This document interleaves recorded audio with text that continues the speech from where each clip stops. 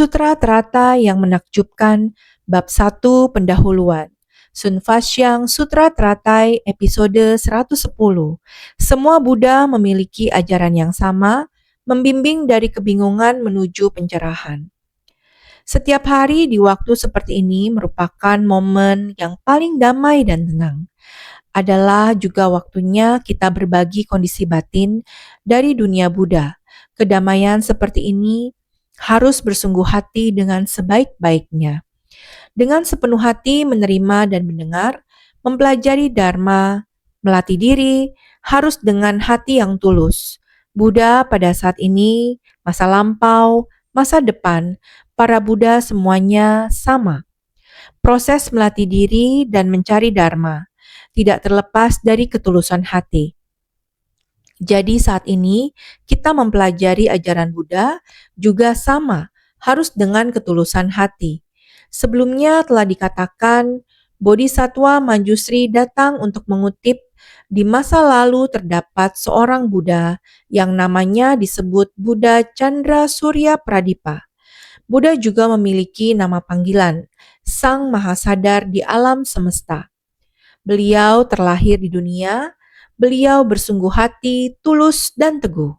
Beliau telah melatih diri, setelah melatih tekad hati yang teguh, sehingga batin tanpa tergoyahkan dan mengarah ke kebenaran sejati. Menyelidiki prinsip kebenaran, segala sesuatu di alam semesta, beliau akhirnya memahami pembebasan dari batinnya itu bahwa kita makhluk awam, pada dasarnya sama dengan Buddha. Hanya saja ketulusan kita tidak cukup. Keteguhan hati kita tidak cukup. Semangat untuk mengamati tidak cukup. Oleh karena itu, ada banyak sikap dengan kebiasaan buruk para umat awam tidak bisa mengikisnya. Oleh karena itu, nama sebutan kita tetap dipanggil manusia. Dan Buddha di antara begitu banyak orang keluar dan terbebaskan.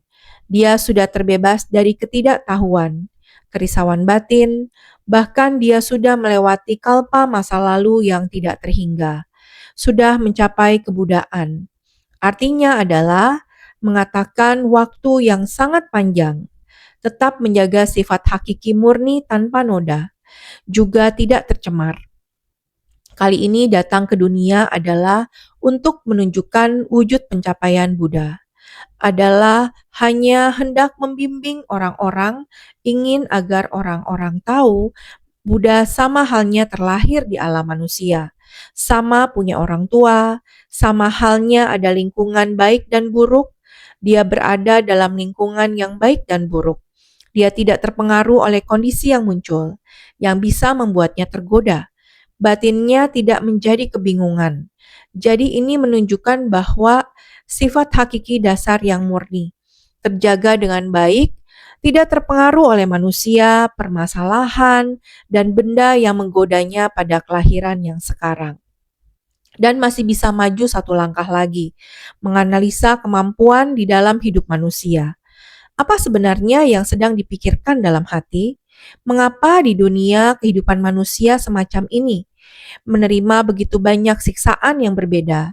Dia memanfaatkan waktu kali ini untuk menampakkan wujud, meninggalkan kehidupan duniawi. Ini adalah karena ingin membimbing agar di masa mendatang, semua orang di dalam kebingungan ini harus bagaimana agar bisa tercerahkan, yakni harus melepaskan diri dari keluarga kecil itu. Di dalam pencemaran dari hal-hal duniawi, terlepas dari kondisi tersebut, jadi beliau baru bisa konsentrasi. Hanya saja, penampilkan wujud ini sering mengatakan kepada semua orang, naskah sandiwara ditulis sendiri. Sebuah naskah jika ditulis dengan baik, di panggung sandiwara kehidupan manusia ini, apa yang dipertunjukkan akan merupakan sebuah sejarah sandiwara yang sangat berhasil. Skenario sandiwara setiap hari merupakan sejarah yang sangat berharga. Sejarah dari Buddha Sakyamuni, terus tersebar, terus diwariskan, hingga saat ini telah 2000 tahun lebih. Semua orang terhadap semangat dan konsep pemikirannya ini masih tetap ada Dharma. Dharma bisa selamanya tinggal, sehingga baru bisa diwariskan dari generasi ke generasi, tidak luntur oleh waktu. Ini disebut kebenaran sejati. Nama Buddha ini disebut Buddha Sakyamuni. Itu adalah gelar tersendiri. Namun di antara para Buddha ada gelar umum dan ada juga gelar tersendiri. Gelar umum memiliki kondisi yang sama, yaitu tercerahkan. Tercerahkan adalah memahami hakikat sejati alam semesta dan segala fenomena. Ini yang disebut yang maha sadar. Tingkat kesadaran mereka harus sama rata, baru bisa disebut Buddha. Seorang Buddha adalah seorang yang maha sadar. Inilah gelar umum.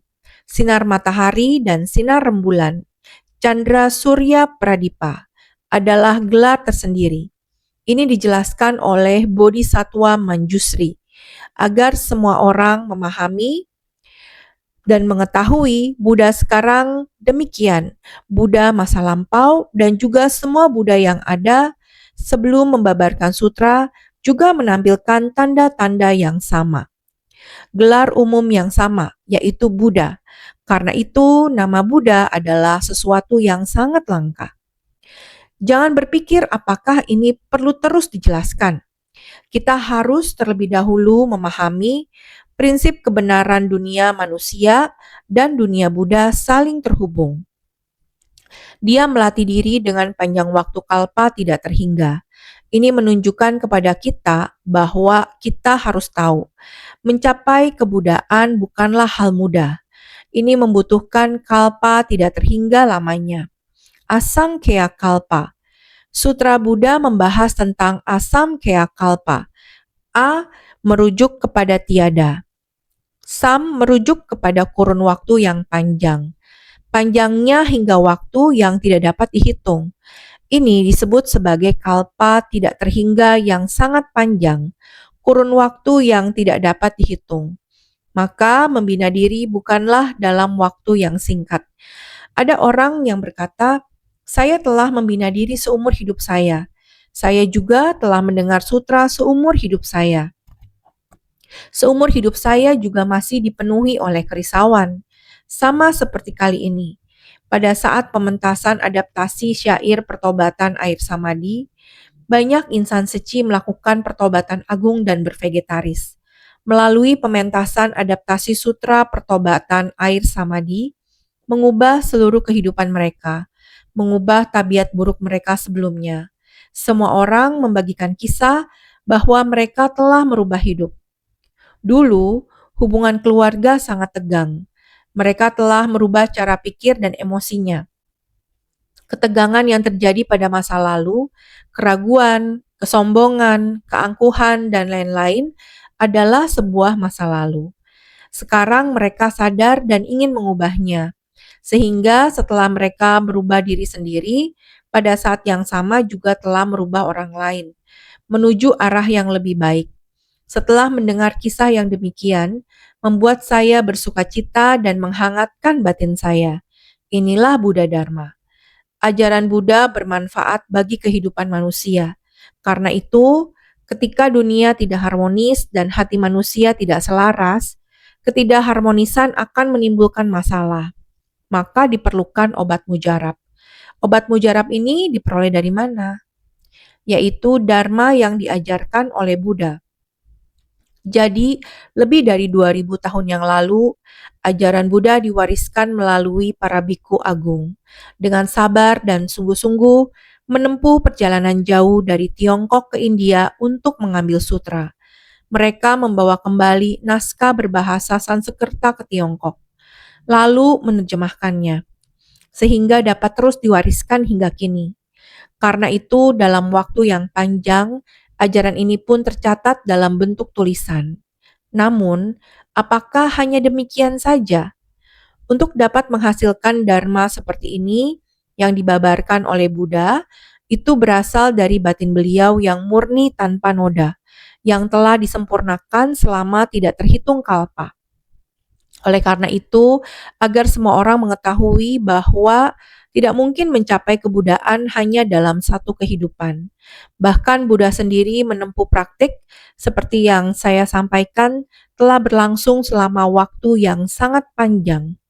Kita sebagai manusia awam belum memperoleh tetapi mengaku sudah memperoleh. Saya sudah tahu, saya tahu, saya sudah tahu semuanya. Semua itu sudah pernah saya dengar.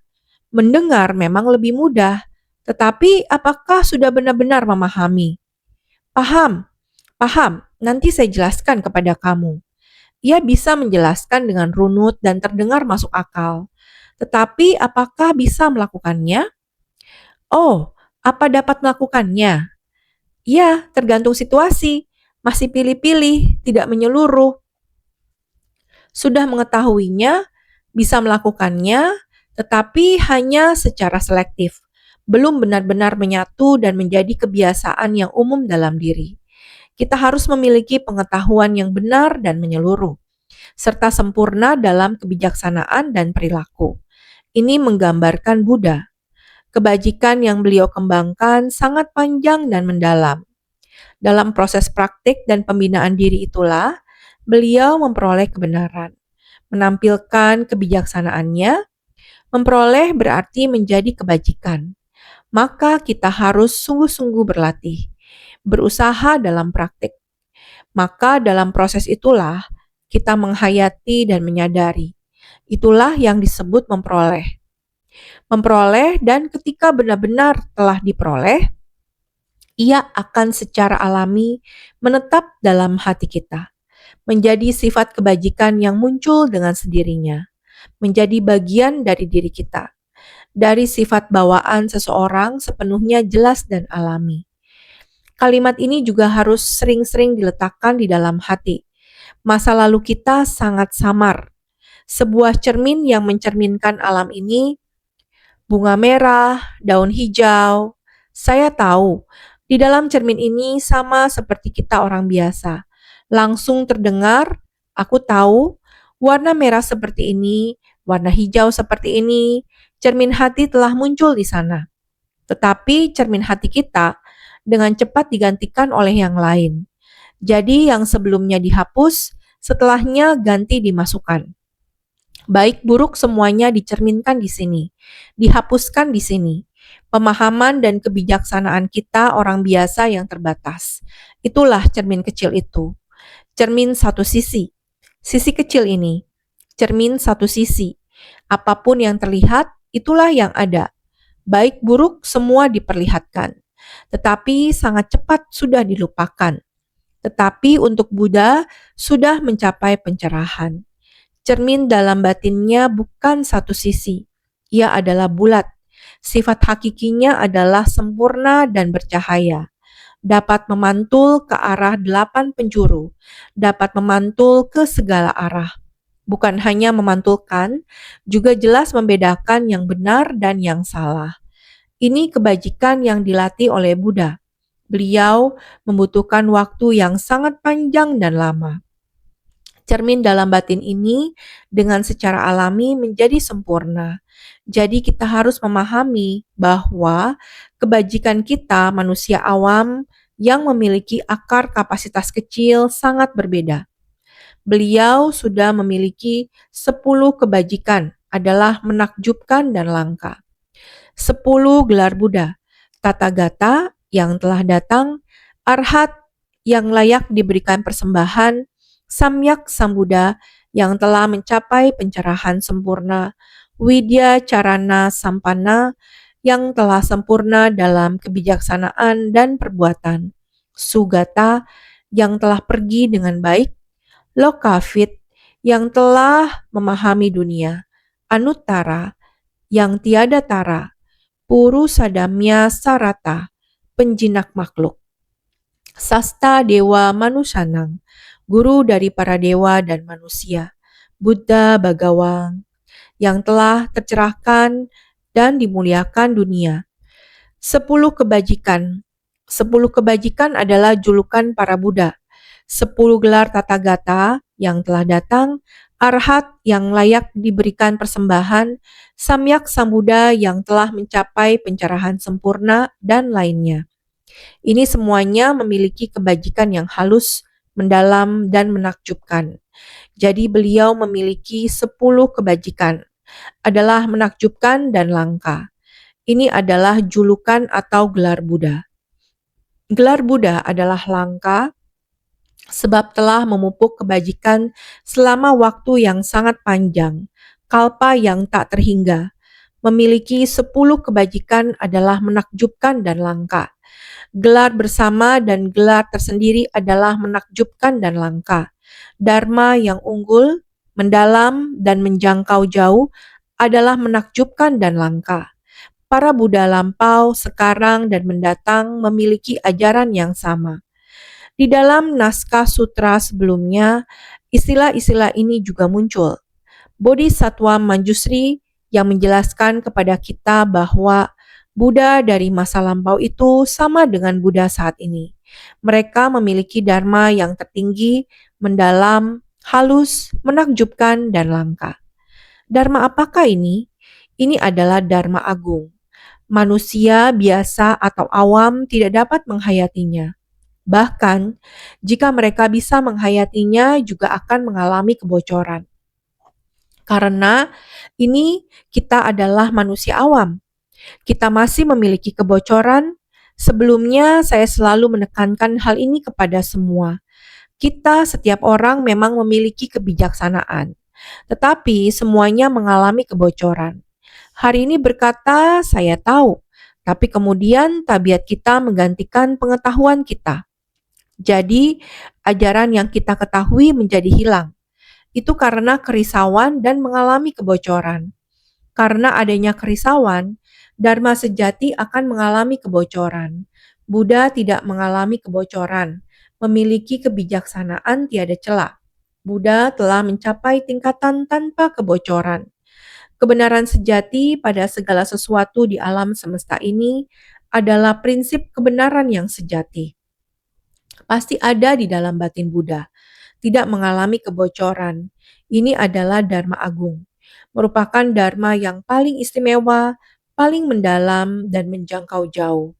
Oleh karena itu, Dharma yang unggul, mendalam, dan menjangkau jauh adalah menakjubkan dan langka. Ini karena di masa lalu, masa sekarang, dan masa mendatang, semua Buddha memiliki ajaran yang sama. Jadi, Buddha adalah gelar bersama. Dengan demikian, semua orang dapat paham. Ini adalah Buddha sebelumnya, Buddha masa lalu, Buddha masa sekarang, dan Buddha masa mendatang. Semua memiliki sebutan yang sama, adalah Buddha. Semua harus dilengkapi dengan dharma menakjubkan ini dan kebajikan-kebajikan ini. Ini semua adalah gelar yang sama. Gelar tersendiri adalah Chandra Surya Pradipa. Matahari atau surya memiliki 2 kemampuan. Pertama, memandu dengan penerangan. Yang kedua adalah mematangkan. Rembulan atau chandra memiliki 2 kemampuan. Yang pertama adalah menghapus panas dan yang kedua adalah menyegarkan. Pelita atau pradipa memiliki 2 kemampuan. Yang pertama adalah menghapus kegelapan, yang kedua adalah meneruskan penerangan. Menunjukkan kalau Buddha dapat membimbing dari kebingungan menuju pencerahan. Matahari memiliki 2 fungsi. Salah satunya adalah memberi terang. Pada siang hari, arah timur, barat, selatan, dan utara terlihat jelas. Kita dapat mengetahui jalan mana yang bisa dilalui dan aman untuk ditempuh. Inilah cahaya yang menuntun kita menuju jalan yang benar. Inilah fungsi matahari.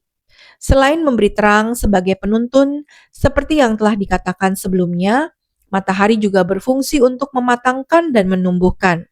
Tanaman dan berbagai hasil bumi dapat tumbuh dan berkembang karena bergantung pada energi panas serta cahaya matahari untuk menyinarinya. Bulan juga memiliki 2 fungsi. Salah satunya adalah menghilangkan panas. Pada siang hari, sinar matahari sangat terik, sehingga sulit untuk berdiri lama di luar. Ketika malam tiba, walaupun suasana gelap, Saat bulan purnama bersinar terang, di luar terasa amat sejuk. Memandang bulan yang indah membuat tubuh dan batin kita merasakan kesejukan.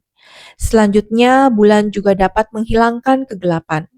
Ketika tidak ada bulan, suasana malam di luar menjadi gelap gulita. Namun, ketika orbitnya berputar dan bulan kembali muncul, kegelapan pun sirna. Itulah malam yang sejuk diterangi cahaya bulan, di mana sekeliling menjadi terang dan terlihat sangat jelas. Inilah yang perlu kita pahami, bahwa Sang Buddha melambangkan kebijaksanaan.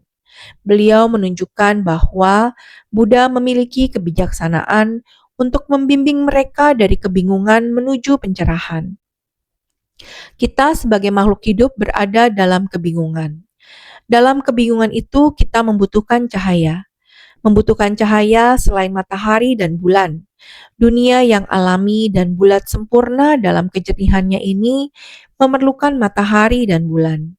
Karena itu, Buddha Chandra Surya Pradipa datang ke dunia ini untuk melenyapkan kobaran kerisauan batin para makhluk hidup.